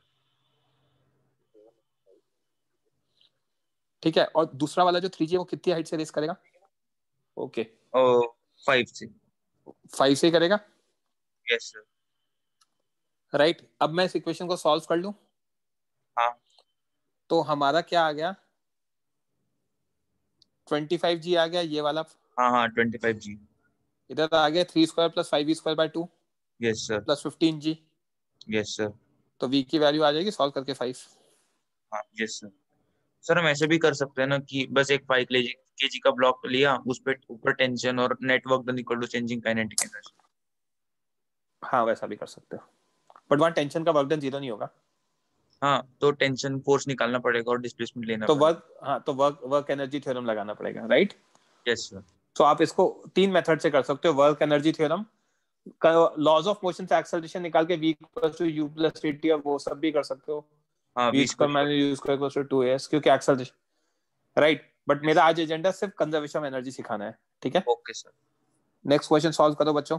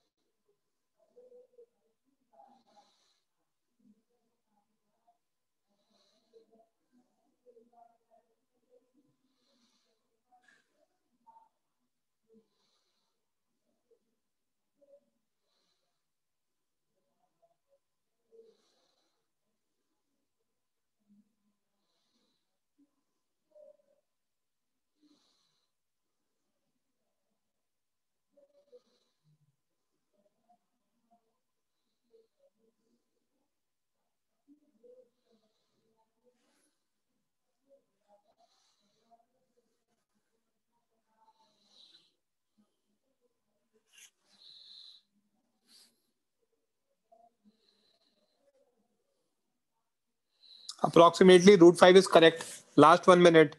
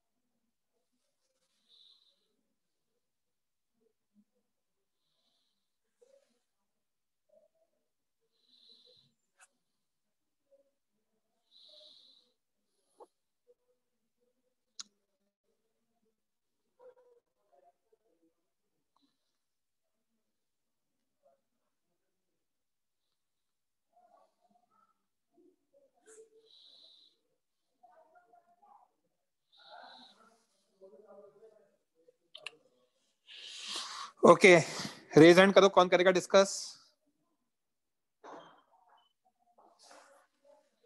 आकर्षित आप करोगे? Yes sir. ओके बच्चों जाना मत, अभी मैं एक क्वेश्चन और दूंगा। अच्छा सुनो एक चीज, क्योंकि कुछ बच्चे लीव कर देंगे आज, मैं क्या कह रहा हूँ कि कल का डाउट लेक्चर की जगह मैं फ्राइडे को सॉरी वेडनेसडे को लेक्चर लूंगा और उसमें मैं क्वेश्चंस कराऊंगा। आज मैं अभी बस लेक्चर के बाद एक असाइनमेंट दे रहा हूँ with notes, you will be getting an assignment. और ट्यूसडे की जगह वेडनेसडे इवनिंग में एक लेक्चर होगा जो रेगुलर लेक्चर होगा, जिसमें मैं अच्छे क्वेश्चंस कराऊंगा। वेडनेसडे मॉर्निंग के बाद वेडनेसडे इवनिंग भी लूंगा, ठीक है? तो कंबाइंड लेक्चर होगा। और जाना मत, मैं अभी इसमें क्वेश्चन दूंगा बच्चों। हमारा क्या दे रखा है, 30 सेंटीमीटर ऊपर है और 50 सेंटीमीटर नीचे लटका हुआ है। Yes sir. आकर्षित, ये मैंने रेफरेंस लाइन ले ली, मेरी इच्छा से ले सकता हूँ मैं रेफरेंस लाइन। यस तो सर। मैंने रेफरेंस लाइन क्या ली, ये समझ में आया? Yes sir. 50 सेंटीमीटर का मास मैंने M1 मान लिया, 30 सेंटीमीटर का मास मैंने M2 मान M2 लिया। मान लिया। Okay yes sir. अब जो M1 है वो कहाँ रखा होगा? अगर सेंटर ऑफ मास का कॉन्सेप्ट लगाऊं तो यूनिफॉर्म है तो सेंटर पे रखा होगा, तो 50 सेंटीमीटर का सेंटर क्या होगा? 25 centimetre. Yes sir.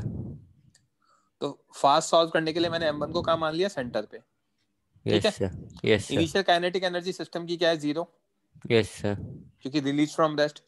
Potential energy system की क्या है? Initial potential energy of M1 yes plus sir. Potential energy of M2। Right. M1 की कितनी आएगी? Minus minus M1G into 0.25। Minus क्यों आया? Negative, because M1 lies below reference line. तो mg का वर्क डन क्या होगा? पॉजिटिव होगा, क्योंकि यस सर। पोटेंशियल एनर्जी क्या आएगी? नेगेटिव आएगी। नेगेटिव। समझ में आई बात? Yes sir. और M2 की तो 0 आ ही गई, क्योंकि वो रेफरेंस लाइन पे ही पड़ा हुआ है। Yes sir. Correct. Yes sir. अभी M1 की वैल्यू नहीं पता तो वो रिप्लेस कर दूंगा। शुभम लोअर योर हैंड अगर डाउट नहीं है तो। सर M1 की तो पता है ना, 50 वो मास अच्छा हाँ, मास मास नहीं पता। हाँ मास मैं बताता हूँ। तो Yes, मास कैसे निकालेंगे? 80 centimetre has length has mass 2 kg। तो मास पर यूनिट लेंथ लैम्डा क्या होगा? 2 kg by 80। Yes sir. Cost of constant because of uniform object. Yes sir. M1 mass of 50 centimetre है, तो 2 kg by 80 into 50 that comes out to be what? 5/4 solve करोगे kg। 5/4 kg। तो potential energy कितना हो गया system का initial? Minus 5/4 G और 0.25 centimetre में। Yes sir. तो 25 सेंटीमीटर था तो 0.25 मीटर, तो माइनस 12.5 हो गया। Okay yes sir. Now final state में क्या है? ऐसे लटका हुआ है। Yes sir. फाइनल स्टेट में ऐसे लटका हुआ है, तो हम क्या देख सकते हैं? इसका जो सेंटर होगा, जो मास होगा, वो कहाँ रखा होगा? Centre of mass 40 centimetre. 40 centimetre पे, क्योंकि टोटल लेंथ 80 है। Yes sir. तो काइनेटिक एनर्जी फाइनल कितनी होगी बच्चे? Kinetic energy final half 2 into v square। Yes sir. Correct. Yes sir. Sir तो माइनस फी स्क्वायर अच्छा इक्वल टू v square, है यस ना? सर। पोटेंशियल एनर्जी फाइनल कितनी होगी? Minus 2g into 0.4 negative, because it is below reference line. Yes sir. तो -8। तो kinetic initial plus potential initial is kinetic final plus final plus potential potential final. तो कितना आ गया? Accordingly आप value substitute करोगे तो हम क्या देख सकते हैं? 0 minus 12.5/4 is v square minus 8 point, तो v square is equals to 8 minus 12.5। Yes sir. आई बात समझ में? Yes sir. अगर यहाँ तक समझ में आता है तो व्हाट आई कैन राइट, आगे सॉल्व कर सकता हूँ मैं v की वैल्यू के लिए। यस सर। किसी बच्चे को कोई डाउट है?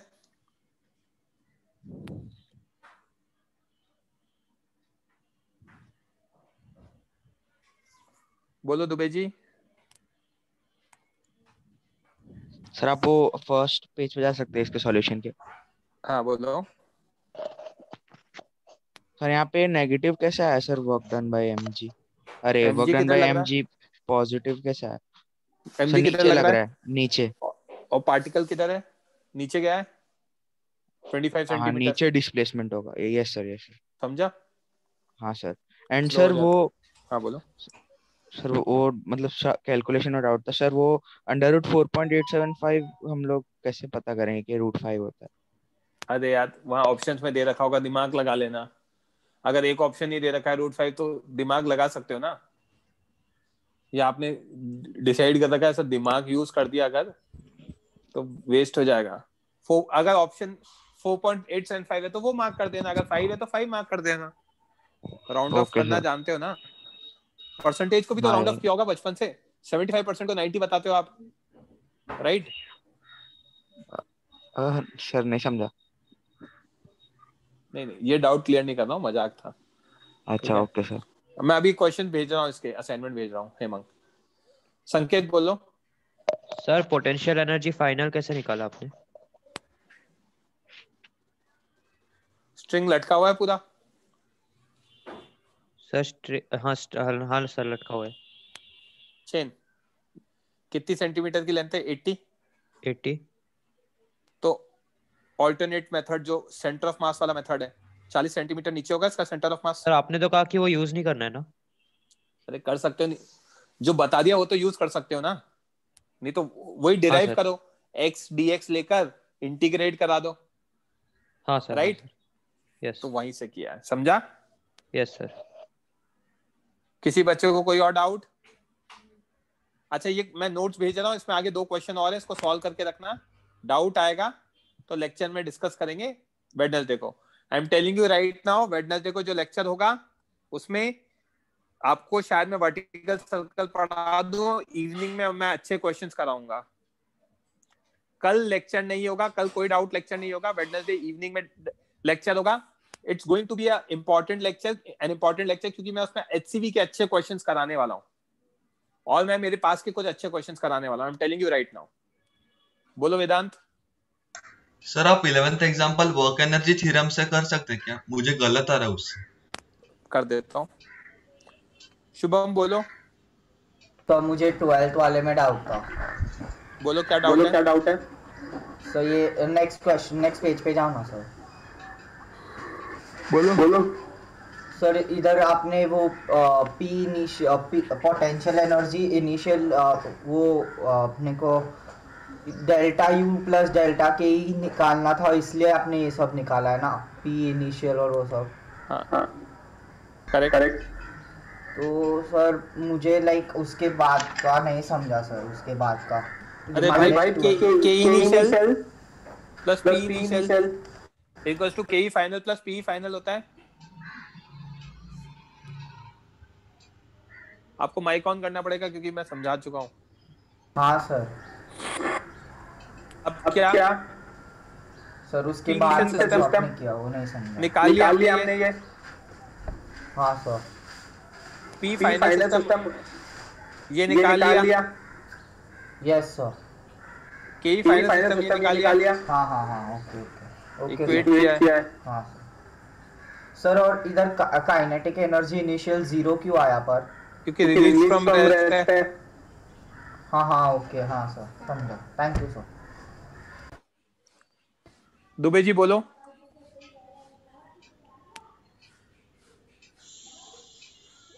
दुबे जी बोलो। हाँ सर, आपने बोला था कि जब नॉन कंजर्वेटिव फोर्सेस नहीं होंगे और अदर फोर्सेस नहीं होंगे तब ये डेल्टा यू प्लस डेल्टा के इज इक्वल टू 0 होगा ना सर? हाँ। तो इसमें तो सर एन है ना, नॉर्मल रिएक्शन तो होगा ना वर्क सर? डन कितना है उसका? अच्छा वर्क डन बोला था, ओके सर। एंड सर आप वो नोट्स में लिख के भेज सकते हो क्या सर, वो steps to solve this question, ऐसा आप करते हो ना? इसके लिए सर इसमें वो समझ नहीं आता कैसे स्टार्ट करना है। बता दिया आपको, 3 मेथड है, laws of motion, work energy theorem, conservation of energy. लगाओ, अभी नहीं लिख रहा हूँ, ठीक है? मैं एक्चुअली आप लोगों को पहले ही बता देता हूँ, मैं टिल 1 जनवरी थोड़ा सा ज्यादा ऑक्यूपाइड हूँ, है ना, due to some personal reasons. तो मैं थोड़ा सा शेड्यूल को आगे पीछे करने वाला हूँ। I am telling you very frankly, 1-2 जनवरी तक थोड़ा सा ऑक्यूपाइड हूँ मैं। I will take your doubts थोड़ा आगे पीछे करके रेगुलर लेक्चर वगैरह, तो थोड़ा सा एडजस्ट करना, है ना, कुछ काम है मुझे पर्सनल, तो उस वजह से मैं लेक्चर वगैरह लूंगा सारे। एनीवेज मैं लिख दूंगा आपको ये जो चाहिए वो मैं सही टाइम पे लिख दूंगा, अभी नहीं। वीरती बोलो बच्चे। सर मैंने ये क्वेश्चन को पहले जो लेंथ है वो पहले एल नॉट और फिर बाद में मतलब जो वर्क डन बाय ग्रेविटी रहता है उसमें मैंने लिमिट्स पहले एल नॉट और फिर पूरा एल ले लिया और is equal to half M V square कर लिया, तो भी आंसर आया तो चलेगा ना? देखो आपको मैंने आज वही बोला, आपने जो बोला वो क्या किया, आपने वर्क एनर्जी थ्योरम लगाया। हाँ वर्क एनर्जी थ्योरम लगाया। हाँ वही और मैंने भी वही लगाया। मैंने बस वर्क एनर्जी थ्योरम में क्या बोल दिया कि जो कंजर्वेटिव फोर्स है वो मेरा पोटेंशियल एनर्जी हो गया, राइट? तो whatever you are doing and whatever I am doing is exactly same. हाँ करेक्ट। मैंने मतलब वो जो चेन नीचे लटकी हुई है ना तो उसकी समझा बच्चे? आपने क्या किया, मैं समझ गया। आपने ये बोला ना कि सर मैंने 30 से लेके 80 तक उसको वो करा दिया इंटीग्रेट, करेक्ट? तो आपने वर्क डन बाय mg निकाल लिया। इक्वल टू आपने क्या किया, डेल्टा के ही कर दिया। मैंने वर्क डन बाय mg को क्या लिखा, माइनस डेल्टा यू, और मैंने क्या कर दिया, डेल्टा यू प्लस के इक्वल टू 0। तो एक ही बात है ना वो तो। हाँ ठीक है। ये दिमाग में जाना इंपॉर्टेंट है। आप कर तो लोगे मुझे पता है, बट दोनों चीजें एग्जैक्टली सेम है, राइट? Yes sir. हाँ वेदांत माइक ऑन करो। Yes sir. कहाँ पर है? हाँ क्या चाहिए आपको? आप वर्क एनर्जी थ्योरम से ऊपर। Yes sir. कर देता हूँ। वर्क एनर्जी थ्योरम पूरे सिस्टम पे लगाऊं, किस पे लगाऊं? पूरे सिस्टम पे, या फिर 5 kg ब्लॉक के पे लगा सकता है। दोनों पे, हाँ वो भी कर सकते हैं, सिस्टम पे भी कर सकते हैं। आप बताओ कैसे करूं? 5 kg ब्लॉक पे कीजिए, मैंने वैसे ही किया। तो सबसे पहले टेंशन फोर्स निकालना पड़ेगा क्योंकि टेंशन का वर्क डन आएगा। Yes sir. Correct? Yes sir. है ना? तो टेंशन कैसे निकालेंगे? सबसे पहले एक्सेलरेशन निकालूंगा, 5g minus 3g by 5 plus 3, 2g by 8 that is g by 4 आ जाएगा।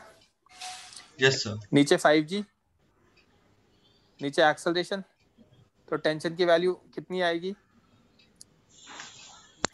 5g माइनस a कर दूं, डायरेक्टली कर दिया मैंने। 5g minus t is equal to 5 है, तो t is equal to 5g minus a, right? Yes sir. g minus g by 4, तो 3g बाय 4 आएगा, तो 15g बाय 4 आ गया। करेक्ट?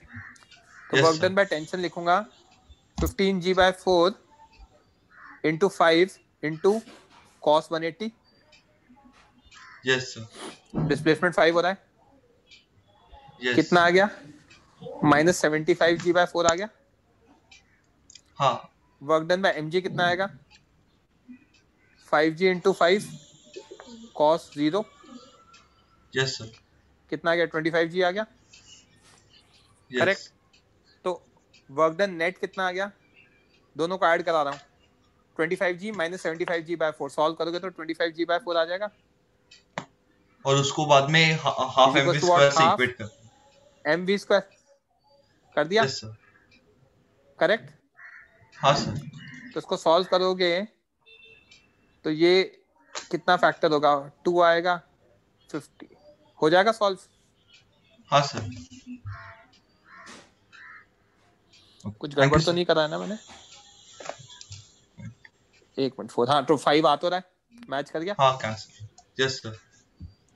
किसी को कुछ और बोलना है? आदित्य आपको कुछ बोलना है? बच्चे बोलो। Hello sir.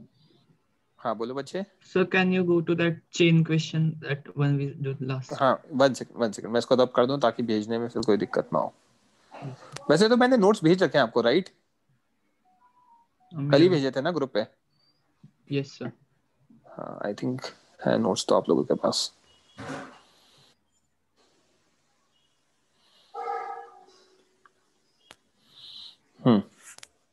बोलो। In that question, can you just give me a start? Means how to select that DM mass? Okay.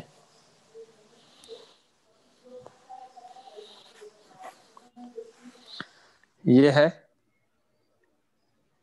ना? हाँ। यहाँ पे चेन लटका हुआ है, Yes, sir. इसकी लेंथ 30 सेंटीमीटर है।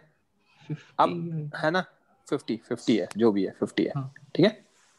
Yes, sir. अब मुझे एक बात बताओ कि ये जो एलिमेंट होगा कहीं भी कंसिडर कर सकता हूँ, यहाँ कंसिडर कर लिया, हाँ सर। x डिस्टेंस dx, तो इसका मास dm होगा। dm कितना होगा, m/l into dx। Yes. Work done bye dm g कितना होगा, dm g s cos theta. dm की जगह क्या डालूंगा, m dx by l g। s की जगह क्या डालूंगा, x cos 0 degree. Yeah. mg by l, x dx को इंटीग्रेट करा दो डायरेक्टली, x स्क्वायर बाय 2। हाँ sir. Right, x square by 2। तो पहले x की वैल्यू कहाँ तक हो सकती है, 50 तक हो सकती है। हाँ। और बाद में x की वैल्यू कितनी होगी, 80 होगी। 80, पूरा का पूरा yes. लटक गया था। राइट, ये 0.8 होगा, ये 0.5 होगा। तो mg by 2l, 0.8 का स्क्वायर है 0.64 माइनस 0.25। Yes. और l की वैल्यू भी 0.8 ही है। राइट, तो mg न्यूमरेटर में दोनों को सब्ट्रैक्ट करूंगा, कितना का 39 0.39 by 2 into 0.8, correct? Yes. Is equal to what, half mv square। हाँ। m से m कैंसिल हो गया, 2 से 2 कैंसिल हो गया। Right, Yes. तो ये आ जाएगा 3.9 बाय क्या कहते हैं 0.8, 39 by 8 आ जाएगा।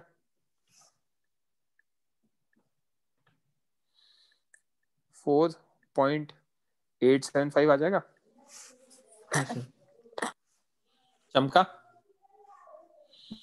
क्लियर है? स्क्रीनशॉट लेना है? हाँ सर, ले लिया सर। किसी बच्चे को कोई और डाउट?